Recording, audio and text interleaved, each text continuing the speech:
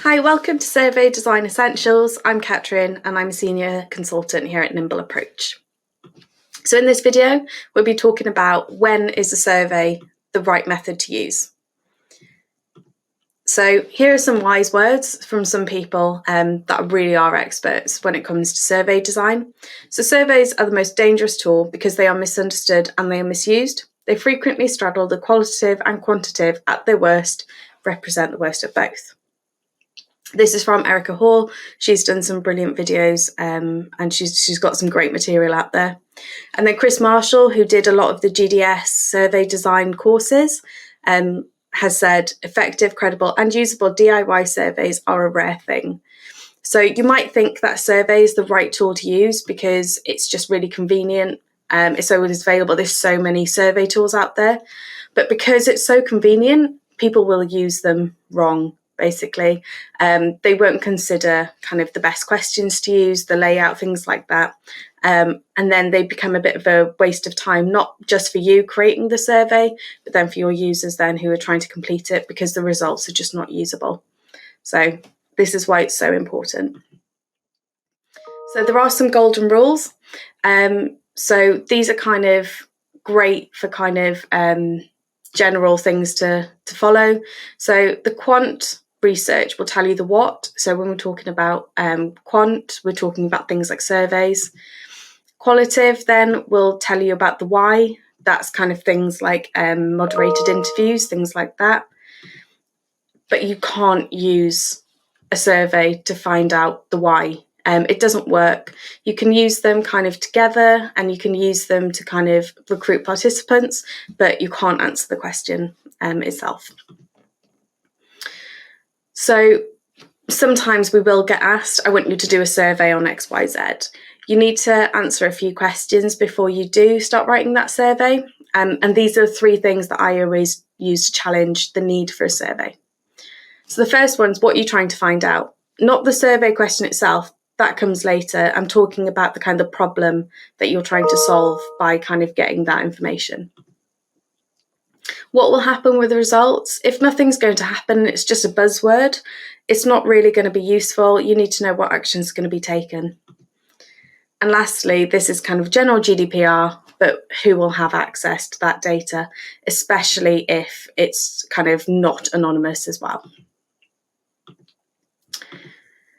So those two first points as well, really good for kind of using as a review on each question. You can try and find out from each question what you're trying to find out and what's going to happen with the results. If you can't answer those two things, sometimes it's better to just kind of rephrase or remove that question. So for any survey, you really need to introduce it well. So you need a really good intro. This is that users will know what's going to happen. So you need to say what the survey is about.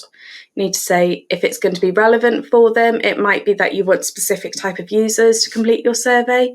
You really need to kind of let them know in the intro.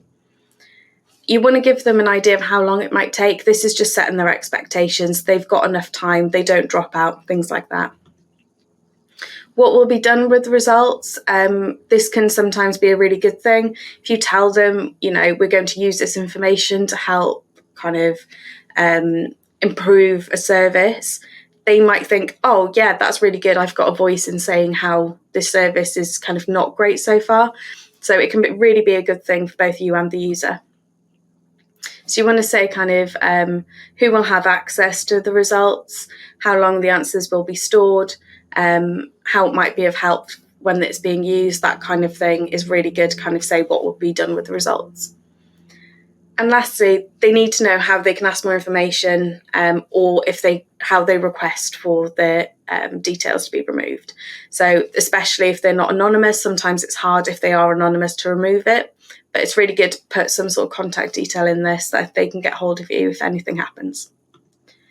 So I've got an example here, which is you're more than welcome to use as part of any survey. So your organisation is interested in whatever the project is about. Your answers will be and whatever they're going to be used for. The survey should take a number of minutes to complete, and this is just, again, setting their expectation. Your participation is voluntary. We will keep your answers anonymous. Obviously, change this if that's not going to be the case. We will not attribute them back to you only. So, and you don't have to specify names here of who's going to have access.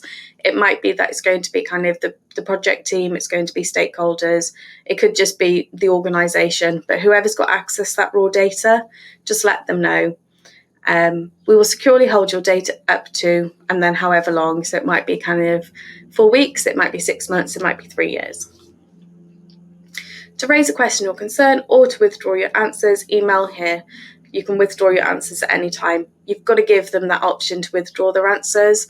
It very rarely happens. I can maybe name once or twice where somebody's asked for their answers to be removed.